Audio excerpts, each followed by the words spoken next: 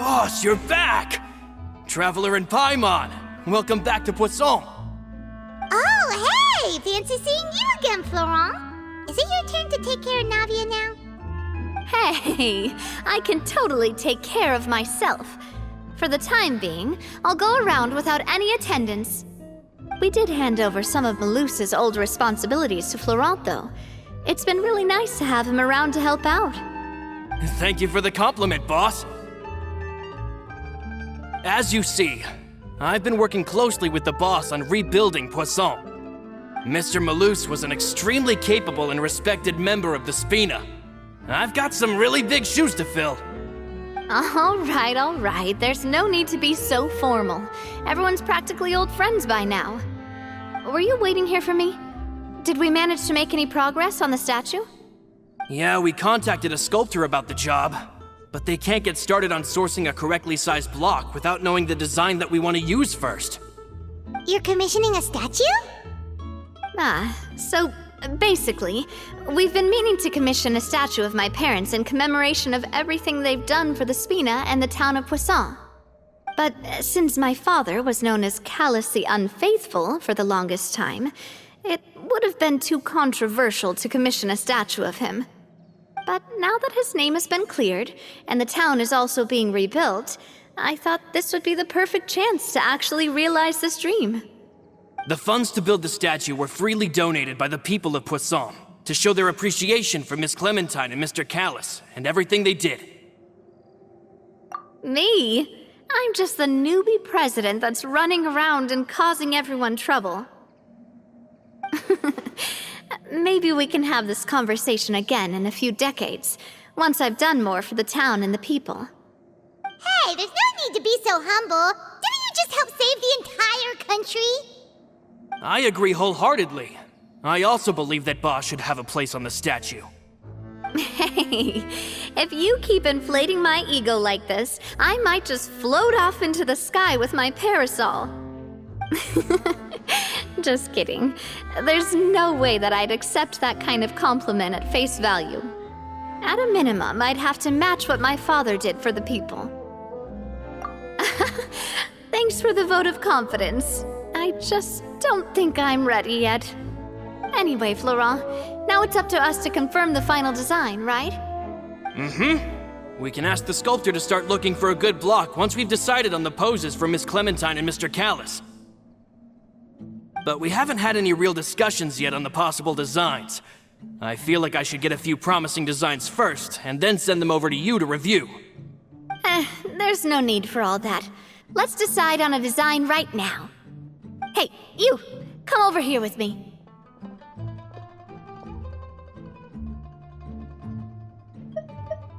Modeling a few poses, of course. Here, just pretend to be Callus, and I'll be Clementine. Didn't you say on the boat that Callus and Clementine sounded like great partners? Well, then there's no one better to fill this role than my most valuable partner. Florent, let's grab some reference shots. You've got it, boss. I'll go get the camera. Well, what do you think? Got any ideas? Well, I've actually discussed it a bit with Florent before, but I could never come up with any fresh or original ideas. It's probably because my idea of them is already kind of set in stone. So, I want to pick your brain for a bit and see if you can come up with some new and interesting ideas. I'm all good here, boss. Feel free to start posing whenever.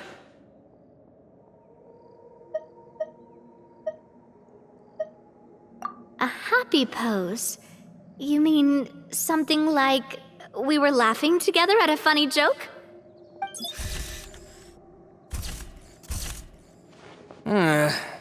Would all that be able to come through with just a picture?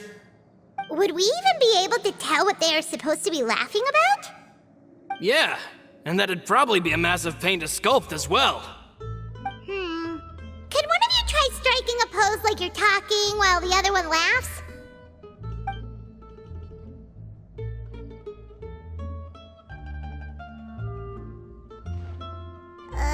That actually sounds pretty hard to pull off. Forget it, let's try something else. Ah, by that, do you mean as if we were standing on a boat and looking out at the sea? Sure, let's give that a try. Whoa, you really remind Paimon of a captain and their first mate. Look over there, my dear Clementine. As you can see, every tree on that island is dripping with mora fruit. But there's something off with the composition. This pose makes Mr. Callus look too tall next to the lady. Oh, I see what you mean. Then let's swap. Well, Paimon is a fan. A statue like this would look fantastic on a boat. Wait, but we can't do that. Very few people would see the statue if we were to put it on a boat. This statue is meant to be placed in the town. But then, since we're putting it in the town, the whole point of the pose would be lost. Oh, okay. We'll try to think of something else. Imposing, huh? Oh, I've got it. Let's try this. This pose! It makes me recall Sfina di Rosula's glorious golden age. But isn't Clementine's pose a bit too bold and heroic? Was she really that kind of person? If we were to stick with this pose, maybe people would wonder if she was actually the real boss behind the scenes. Well, tabloids did indeed speculate as much back in the day, but the Spina pulled a few strings and made both the report and the journalist disappear. Oh, Paimon was just kidding! Please don't make Paimon disappear. What Florent meant was that we asked the journalist to choose a new alias. You're right, though, that this may not accurately represent the image of her in our hearts. Let's try to come up with something else.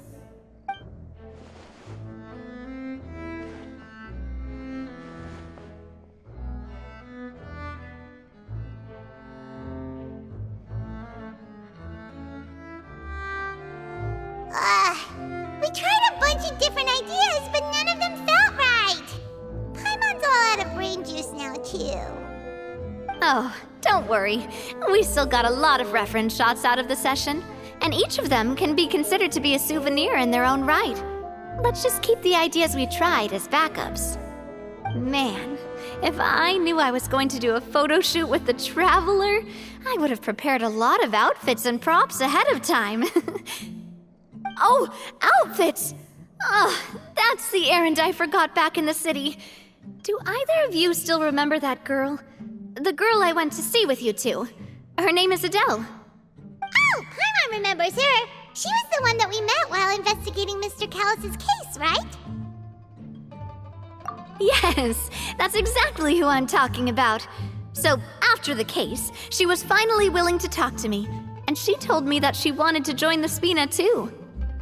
I said that it's fine, but young children are not allowed to join the Spina. She will just have to wait a few years, and then we'll welcome her with open arms. Since she's still a child, though, she thought I was just trying to let her down gently. But how could I get her to believe that I meant what I said? In the end, I came up with an idea.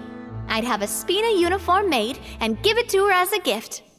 But I got so busy and distracted in the city that I forgot to pick the uniform up. So I did forget something important after all. Don't worry, boss. I can send someone to pick it up right away. On the matter of the statue, we should still come up with a few more ideas for the design. I'll have to trouble you to source some for me. We could have just done that from the start. Yeah, you're right. They'll have some value as souvenirs at least.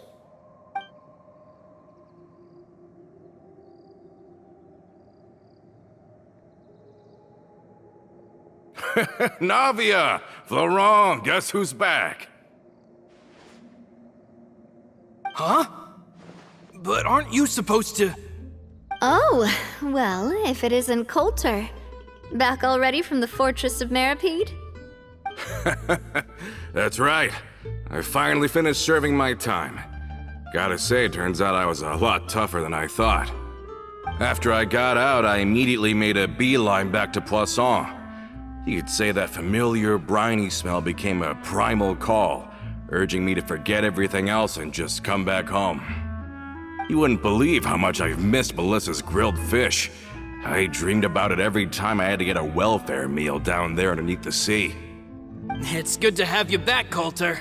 You look as well as ever. And this guy is? Let me introduce you. This is Coulter, another of Spina di Rosula's members. He was found guilty and sentenced to the Fortress of Meripede some time ago. But, looking at it now, it was probably another one of Marcel's plots while he worked at the Confrérie of Cabrières. Wait, Mr. Marcel? What do you mean? He was involved in some sort of plot? Have you not heard anything at all about the water from the primordial sea case? Well, I know that Fontaine got flooded, but then the water levels miraculously receded. I thought that was all there was to it and didn't care to ask for any more details. Do you mean Mr. Marcel was somehow involved with all that? Oh, looks like we'll have to explain everything from the top. That case, a lot of things have happened in Poisson since then. First things first, let me introduce you to these two. They're my most trusted partners, and they've been with me through thick and thin. Now you could call them Spina di Rosula's VIP helpers. Oh, nice to meet you. I don't recall Navia ever generously complimenting anyone like that before, so you must be pretty amazing to get that from her. Yeah, we are indeed pretty amazing. But we've been cool since before we even met her. Humble again as always, I see. Even when I was totally sincere with my praise. Nice. Spina di Rosula always seems to attract great people. Oh, that reminds me. Where are Malus and Silver? Aren't they always by your side? About that. Coulter, a lot of things happened while you were gone. As you can see, even Poisson isn't quite the same as how it was before you left. They lost their lives, keeping me safe during the flood. What did you say? This isn't some kind of morbid welcome home prank, right? You're just scaring me on purpose because I don't know anything about what's happened. I'm sorry, but it's the truth. They weren't the only people we lost either. Many others, including Melissa, also lost their lives in the disaster. Malus and Melissa, dead. They're just gone? Malus, I was planning to give him a surprise gift once I ran into him again in town. I can't believe it. Hey, keep it together. Malus and Coulter were friends for many years, and even served on many missions together during the early days of the Spina. I can understand how he feels. Let's sit down somewhere, so I can tell you everything that has happened while you were gone.